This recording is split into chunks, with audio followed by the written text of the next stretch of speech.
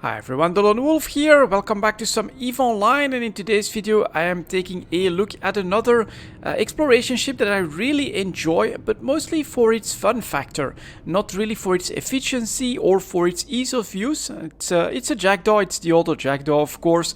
The reason I really like it is, well, it is fast, it is speedy, and with the auto missiles, which I've got at the moment, it's definitely quite a lot of fun as well.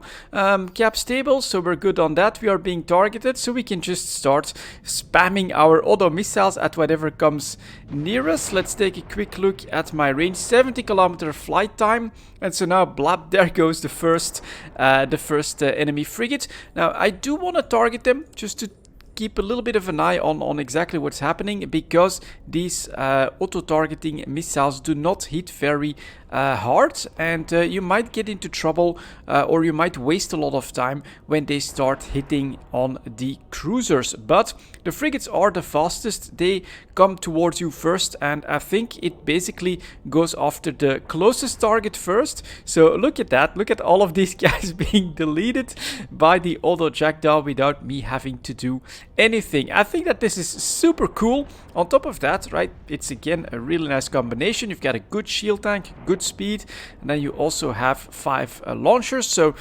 great damage type, great weapon type to run PvE in EVE Online.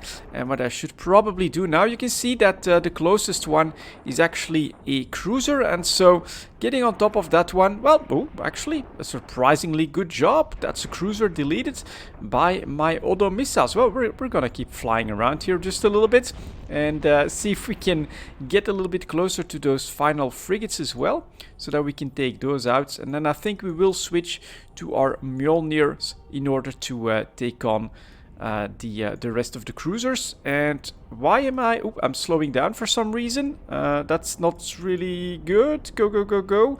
And then here's another really cool part of the Jackdaw. If you get into trouble, you have this Jackdaw defense mode. 33% to shield resistance, 33 reduction to ship signature radius. And so now I can very easily just get my shield back up despite having made that error in flying here. And then once you feel like you're doing okay again, you can go back into sharpshooter mode and we can get back to firing at a much better damage rate. So look at that. I think that this is really cool. It is probably the first ship that I'm going to try in the Guardians Gala, which should be coming out when this video will be released. And maybe what I should then probably do is get an orbit on the acceleration gate next. But I must say, I think that the Guardians Gala can be a bit tricky to run in the auto Jackdaw. The main reason is when you come across some of those more elite types of enemies, elite frigates, stuff like that, well, your auto Jackdaw is going to struggle because we are talking only small launchers, of course, and so the DPS is not as good, of course, as something like the Gala or something like the Ishtar. But it does get the job done here. I'm actually going to just keep going, allow my Ishtar to keep doing what it wants to do, and which at the moment is to launch all of those auto-targeting missiles at its nearest target. So you do have a little bit of a waste, right? But you don't have to do anything. You don't even have to click anything. You can just fly around and let the ship do the work, which in my opinion is a very, very cool feeling. For the second room, maybe we'll try the same thing, or do I just go for the dive, which you can do thanks to the defense mode. So we're gonna just keep going here. Destroy all those guys.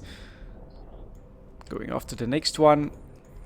That is pretty good. But as I was saying, Guardians Gala, well, I'll try it out. I'll see, I think, if this auto Jackdaw can do the job. But I'm a little bit worried personally, and because I don't think that these will be very easy challenges to do in something like a destroyer. On the other hand, when it comes to these live events, I do remember having used this one in a Rogue Drone event. And I don't know if you guys remember there, but in the latest Rogue Drone events, CCP had these spawns of like I don't know, 24 of those really tiny little drones that have no HP whatsoever, and so usually lots of wasted DPS on those, especially in like the Gala. If you had your medium drones go after that, those guys, it was just a massive waste. For that, this auto Jackdaw has been absolutely a blessing, because I could just, you know, keep doing what I've been doing here, which is to allow my auto-targeting missiles to go after the closest target, and everything does get destroyed in the end. At this point, we are slowing down substantially because we are hitting cruisers, and, you know, the closest one, we keep apparently switching to that. So what you can then always do is group everything up, put in your Mjolnir Furies, and then start hitting them for real, of course. So here we go, going after the Spectre. Spectres don't have that much HP, and that is what a single volley does when you're really going for that that massive punch, which is not bad, which is definitely not bad. Let's take a look at this cruiser. Look at that, half its armor gone and like a quarter of its shield gone, and then blap, a second one takes it out. There we have one other Spectre as well, but for 52 kilometer flight time, so even here at 40 kilometers it is not a problem. And we'll see how many volleys we need for this cruiser. First one, shields have been deleted, which is quite nice. Second one, yeah, more than half of its armor gone. It did get a lucky rep right here, but next one, it's in structure, and then that should be the final volley. So I think you can tell that this is definitely a pretty cool and powerful ship. Not as good as some of the other options, but I find this to be really fun. It also puts like a little bit more challenge. What the hell? That's a bike right outside of my window. So it puts a little bit more challenge in your exploration. If that's what you're looking for, this can definitely help with that as well. I think we'll see that in the second room here. But that makes it a bit more spicy, a bit more fun to try and make it happen. And it still feels like, yeah, this is actually a great ship to try and achieve that in. So here we go, through Sasha Foreman. Let's see if we can snipe this guy out. And then we're actually going to go in that direction. Keep him within 50 kilometers. And let's see how many volleys we need to break him. That will take a little bit more time, right? 2 volleys just for the shields, which is not where its strength lies of this true Sasha Foreman. But that's a full volley on its armor, and that's a quarter gone. Next one, another quarter gone. So this does feel very, very good. And let's see if we can just basically break this one. In the meantime, they are coming after me, but I've closed the gap so I can basically pull away a little bit more. And then maybe I can also show you guys what it is like with Mjolnirs on the frigates. But here, our DPS is lacking just a little bit. You can feel that, right? He gets too many reps in, yet another rep, so that means another volley practically wasted on all of that. But yeah, I'm just flying around the battlefield right now. We are tanking the incoming damage quite well. And now we've got a next leg in our experiment. Let's just do this. 5 frigates. And that's with the Mjolnirs on that. These guys will get wrecked quite quickly as well. I have to keep an eye on where the Overseer wreck was. Over there shouldn't be a problem. And then if you want to have some more fun, then you go just for your... Oops. Should have definitely... Auto-targeting, auto-targeting, auto-targeting, and auto-targeting. I could have grouped them up, you know, that would have saved a little bit of time. But with everything shooting at me now, we can set this up. And I like to like wait for a quarter or something like that.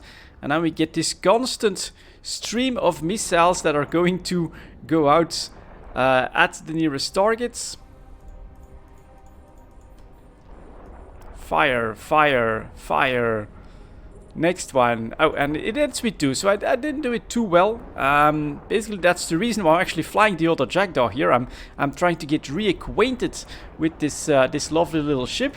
And there is basically this rate of clicking on your launchers, which allows these guys to cycle. Like, really, just you keep having missiles fired at your closest target, which I think is pretty damn cool and fun to watch. So there we go. That is almost all of the frigates gone. There is one more plague, and then we're actually, goddammit, I keep targeting stuff and it's never the closest one. Because that switches from time to time. But if you can then stay on a single target, you can see that even these auto-targeting missiles do get rid of the enemy without too much trouble. And then is that the Overseer wreck? That is our target, so let's dive in. While we keep firing our missiles. This time it's a beast. But there you go. That's a disadvantage, right? Something else just came a little bit closer. That plague luckily only takes a couple of missiles to be destroyed. And then we can keep going after the beast. This is really cool. This is fun. This is not efficient. This is not the fastest way to run these types of sites. But this is fun. This feels great. And yeah, this is basically gonna be my first ship for the Guardians Gala, I think. If you feel like you're in trouble with the tank, I mean, I do have a C-type medium shield booster in there, which of course is helping us quite a lot. But always remember, Jackdaw defense modes, all of that stuff gets folded, and then we are practically invulnerable, especially when we go at full speed. You can also see, man, just look at what that looks like when they hit my shields. Now they're so much flatter, tighter. I'm so much harder to hit that this is really, really cool. So let's see if I get rewarded as well for this 4 out of 10. What kind of loot we get there? You do use a lot of missiles in this ship, which is why I've got a couple thousand of extra as well, even of these Caldari navies. Just in case of running out, I still have at least some options to do a little bit of damage. But here we go, we should get in range. And now my shields, they're not budging at all. And yeah, 163 million. That is definitely a pretty nice reward. Which way do I need to go next from Nihil? It's usually to lower the bill that I go. And let's take a quick look at the loot here. So that's just 1 million. But we've got a remote armor rep for 27.5. And then a C-type medium armor rep, which is also... Oh no, which is... I'm using the equivalent for the shields here, but that's 131 million. That is a really, really good and strong module. For instance, on an Ishtar, that can definitely be quite useful there. So let's do a quick reload all on this one. And I'll show you guys that this is of course an exploration ship. So in lower level, we'll take a quick look at the signatures there. But this is my go-to ship when you're here to have some fun. When you don't want to be on the you know, the same thing that you're always doing. When you don't want to stay in those bad habits, you could say, of, well, I'll just use the Gila, it's the fastest, or I'll just use the Ishtar, it's like the easiest one with the tractor unit and then the sentry drones. No, this time we want to have a little bit of fun, we want to challenge ourselves a little bit. That is done in this Jackdaw. And then of course you can just keep going, make your rounds, look for some good stuff. And well, there's lots of people in local, but I must say that signature here, for instance, looks like it's large enough to potentially be something good. So let's do that. In the meantime, perhaps I could quickly go to a drone assembly. Who knows what's there? And then of course you'll have that advantage yet again. All I have to do then is set an orbit on something and fire the auto missiles. Everything will get wrecked without me having to even look at the screen. Absolutely love that as well. Combine that with some anomalies, right? Some refuges and things like that. So that's a wormhole, which is not what we want. Let's go like that. And then you do have to, right, if I click now, nothing happens. You do have to wait for the rats to actually target you. But once that is done, oh, they actually have to fire at you, not just target you apparently. Let's see if they want to do some damage. Oh, I should have decreased more, I think. There we go. Finally, I can now fire my missiles.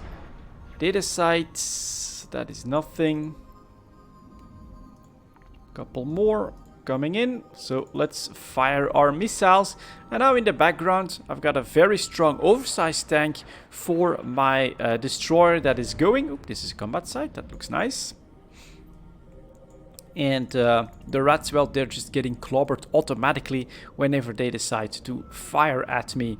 Very, very fun, in my opinion, to run exploration like this. Come on, be a good one. Ooh, a Vigil, a Vigil. Okay, we can try. It's not gonna be easy. I think that this will show the limits of this ship, but if I'm not mistaken, I can succeed in a Vigil as well. Otherwise, well, lots of loot potentially lost, but let's see if I can still do this. So that is that. Recover the probes. We can get rid of that.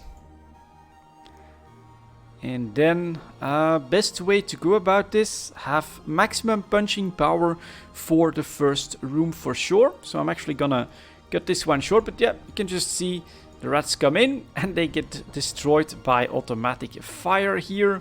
So you can stop as well. Let's head towards that gate.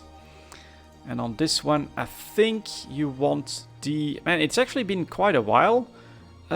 We want the Fury Light missiles for sure. Get that DPS up. We want to head towards the Sasha Vigil. And for that first room, that massive volley, you want to be in defensive mode. You don't want to take the full hit of the first batch of missiles that come in the first room here. So, if I'm not mistaken, I can succeed, but you have to be a little bit on the defensive side for the very first room. So here we pass through the second room, I think. So that looks like it's still available.